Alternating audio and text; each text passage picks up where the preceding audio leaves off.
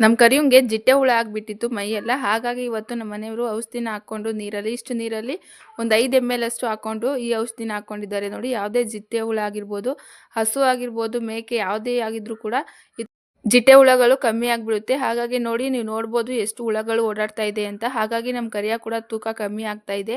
ನಾವು ಸರಿಯಾಗಿ ನೋಡ್ಕೊತಿಲ್ಲ ಅಂದ್ಕೊಂಡು ನಮ್ಮ ಕರಿನ ಜಾಸ್ತಿ ಇದು ಮಾಡ್ಕೊಬಿಟ್ಟಿದ್ದು.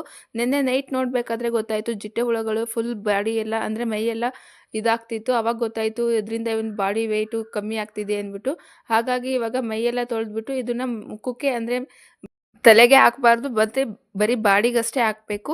ಇವಾಗ ಸ್ವಲ್ಪ ಒಂದು 45 ನಿಮಿಷ ಅಷ್ಟು ಬಿಸಿಲಲ್ಲಿ ಇಟ್ಕೊಂಡಿದ್ದಾರೆ ನಮ್ಮ ಮನೆಯವರು. ಅದು ಜ್ಞಾನ ಎಲ್ಲ ತಪ್ಪಿ ಅದೇ ಹುಳಗಳು ಬಿದ್ದೋಗುತ್ತೆ. ಹಾಗಾಗಿ ಸ್ವಲ್ಪ ಬಿಸಿಲಲ್ಲಿ ಇಟ್ಕೊಳ್ಳೋದ್ರಿಂದ ಅದು ಮೇಲ್ಗಡೆ ಬರ್ತಾ ಇರುತ್ತೆ. ಜಿಟ್ಟೆ ಹುಳಗಳು ಸ್ವಲ್ಪ ನೋಡಿ ಬರ್ತಾ ಇದೆ ಮೇಲ್ಗಡೆ ಇವಾಗ.